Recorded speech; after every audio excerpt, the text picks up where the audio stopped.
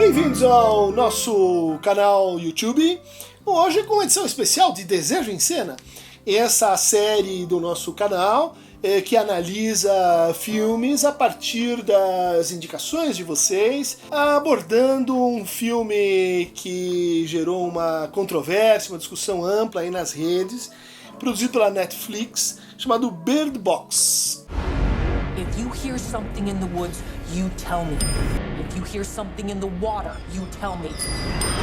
But under no circumstance are you allowed to take off your blindfold. Com a direção de Susanne Bier. Quando a gente pensa um filme, é muito importante a gente olhar para a série, né, composta por aquele diretor, por aquela produtora, por aquela escola de cinema, porque em geral isso vai iluminando um pouco os porquês daquela produção, né? No caso, a Susanne Bier se notabilizou por um trabalho que eu recomendo muito a vocês, chamado Um Mundo Melhor, uma produção dinamarquesa sobre uma relação familiar, onde a gente tem um garoto que sofre assim, bullying na escola, e o seu pai, que é um médico dadivoso, que trabalha no Médicos Sem Fronteira na África, lutando, vamos dizer assim, pela redução da pobreza no mundo, né?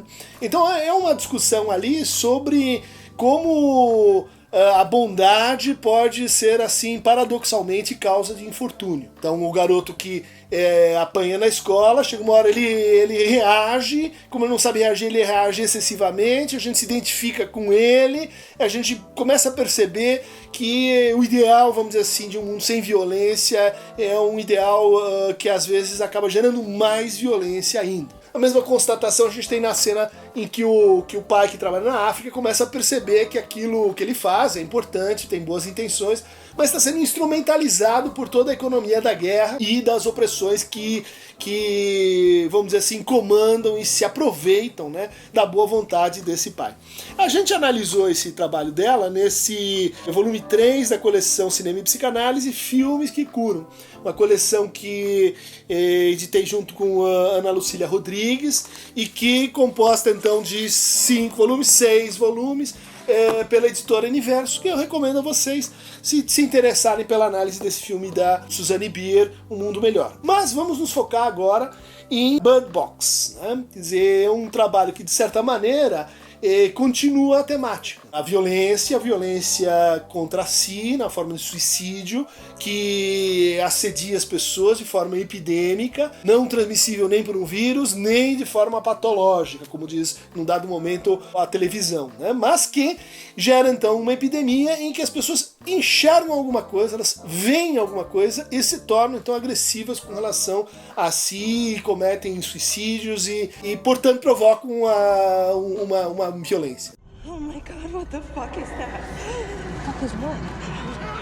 What are you looking at? What did you see? What? Tell me what you saw. What the fuck is... Oh, stop it, just... God damn it, stop it! Please stop it! O filme gira em torno de uma certa indeterminação do que é isso, né? Para um parece que é aquilo que ele mais teme, para outro é aquilo que ele mais deseja, para um terceiro é algo que é assim insuportável de perceber ou de admitir. Isso faz parte, né, dessa ideia da Susanne de que a nossa época é muito difícil de ser pensada porque a violência ela se capilarizou e porque a gente não consegue mais focalizar causas claras e distintas que a gente pode, portanto, atacar e tratar para fazer frente a isso. É algo próximo do que o Freud chamava de mal-estar, né, ou do que o Lacan chama de real, né, o real como impossível. A gente tem uma alegoria disso nesse filme, né, as pessoas elas veem algo, isso na literatura se chama então de epifania, né? Então a gente tem as epifanias de Zeus, um deus grego que, quando ele se revela sem vestimentas, ele mata aquela pessoa que está olhando para ele. Então ele tem que se disfarçar, sei lá, de um cisne, de um trovão. Por quê? Porque a pessoa não pode ter contato direto, né? Olhar diretamente para um deus.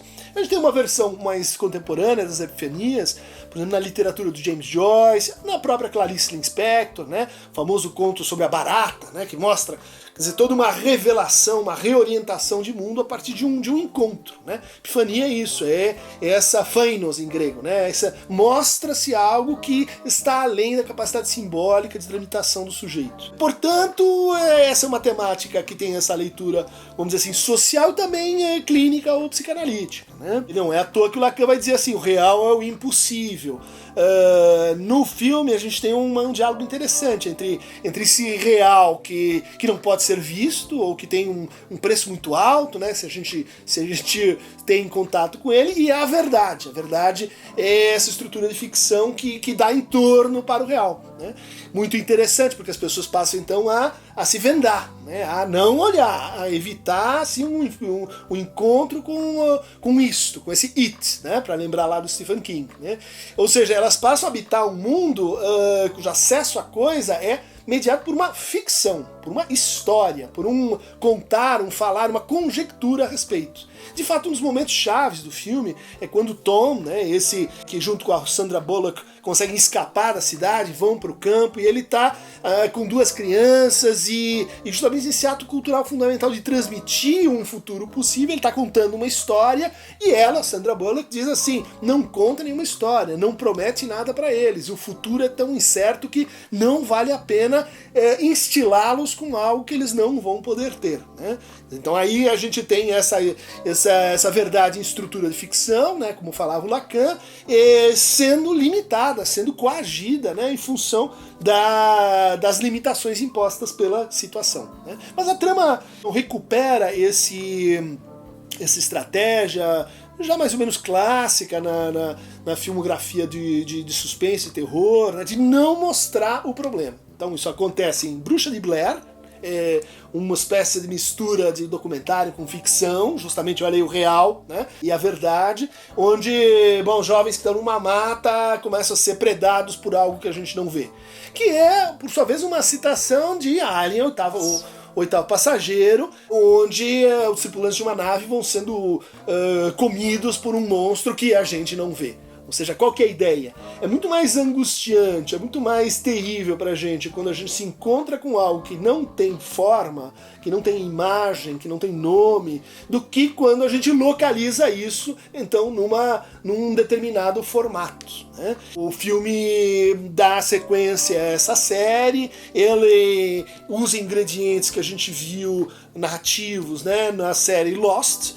Tem até um personagem parecido, né, com Locke, o careca, que fala coisas, vamos dizer assim, disruptivas, mas que está nessa ideia de não olhar. Reversão do mito platônico da caverna, né? Desde Platão a gente associa conhecer, o libertar-se, com sair dessa posição que a gente está enxergando sombras, está acorrentado dentro de uma caverna e levantar, assumir então, portanto, uma posição bipedal e mover-se rumo fora da caverna, a liberdade, mas também essa liberdade que nos ofusca, o sol, aquilo que a gente não consegue nem compreender. Então o filósofo é esse que vai ajudar aquela que é um escravo a poder recontemplar, a poder ver de novo as essências ou as verdades. Então Suzanne Bier, ela trabalha com uma espécie de inversão dessa grande alegoria histórica da caverna. Ela diz, o nosso problema é que agora olhar se tornou um perigo. Porque tudo aquilo que a gente olha nos leva a uma espécie de roteiro de barbárie, nos leva ao mais engano, nos leva ao mais insuportável.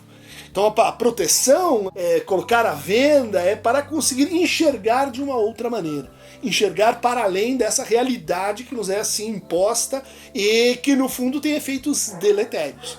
Vejam que dentro dessa alegoria, a figura do louco vai também mudar de lugar, né? Os loucos são aqueles que nesse estado de coisas, em vez de se suicidarem, eles ficam assim fascinados, eles ficam inebriados, eles ficam tomados por isto, né, que não tem forma, que aparece às vezes representado pela forma do vento, né, pelas folhas que se mexem, por um certo barulho que envolve a cena. Mas que então esses loucos, eles têm uma relação de apaixonamento por isso que, vamos dizer assim, os outros, nós, não queremos ver. essa é uma ideia bastante coerente. De fato, a loucura poderia bem ser definida por uma fascinação gozosa, por um impulso, por um empuxo a se aproximar daquilo que para os outros, vamos chamar a normalidade, seria insuportável. Então o que a Suzanne Bier está dizendo? A normalidade é dentro da caixa. A normalidade é bird in the box. A normalidade é quando a gente precisa assim se proteger, não ter contato com o outro, não ir para a rua, que é a forma de vida que eles acabam tendo. A gente precisa suprimir, de certa forma, um laço comunitário, esse que nos é posto, para reconstituí-lo de uma outra forma. Né? Então, o filme ele aponta para isso com a ideia, né, de uma espécie de comunidade de cegos, onde aí sim seria possível um laço social, um laço desejante, mais harmonioso, mais orgânico. A gente tem aí uma grande imagem muito bonita, que é essa fuga final pela água, né, como Moisés, como enfim, os grandes fundadores de religiões, os grandes heróis, eles estão sempre marcados por uma espécie de travessia das águas, pelas águas. Né? E essa travessia ela é feita com duas crianças. Então, em vez do menino Jesus, em vez de Moisés, em vez de Zaratustra, em vez de Belorofonte, é uma trajetória dupla, né? Com a menina e o menino, que não tem nome. Ou melhor, eles têm nome, mas ela, Sandra Bullock, ela adia chamá-los assim. Por quê? Porque chamá-los assim faz uma ligação. Né? Chamar pelo nome pessoaliza, chamar pelo nome individualiza. E, de certa maneira, ela está tentando protegê-los disso, dessa vida artificial criada assim em estado de refúgio, e que, no fundo, é a vida que a Suzanne Bier está dizendo assim, todos nós estamos vivendo isso. É essa vida em forma de defesa, em forma de condomínio, em forma de recusa do laço com o outro. Por quê? Porque o contato com o outro, o encontro com o outro é excessivo, é epifânico, é insuportável. Tanto pela violência que ele causa, quanto pela fascinação, pelo hipnotismo, pela fânise, né? O desaparecimento do sujeito. É essa expressão que o Lacan toma do Ernest Jones para falar dos nossos momentos de angústia com o desaparecimento como sujeito. Que é o que a gente está aí experimentando nesse novo estado de barbárie. Né? Então, há muitas discussões sobre esse filme, espero ter contribuído, mostrando que ele é um filme justamente convidativo, porque alegórico, um filme que é relativamente simples do ponto de vista da sua composição, né, narrativa, ele se apropria de outras histórias aí, e de outras temáticas sobre a invisibilidade, justamente por uma certa simplicidade de produção, simplicidade narrativa, que ele permite que esse efeito seja realizado também na nossa relação com o filme, que é tirar a venda. Né? Tirar a venda, nesse caso, é perceber-se como vendado. É perceber-se como aquele que decididamente renuncia a olhar o mundo que lhe parece insuportável. Convidando vocês para o nosso próximo Desejo em Cena sobre Bohemian Rhapsody, essa saga homérica sobre o conjunto de rock Queen que estava em cartaz aí nos nossos cinemas. Mamma mia, mamma mia, mamma mia, let me go. Beelzebub has a devil put aside for me, for me, for me. Está aqui feito convite, mandem suas perguntas, suas considerações, suas críticas ao Desejo em Cena pelo Instagram, pelo Facebook, pelo Twitter, para a nossa produção, e por hoje é só.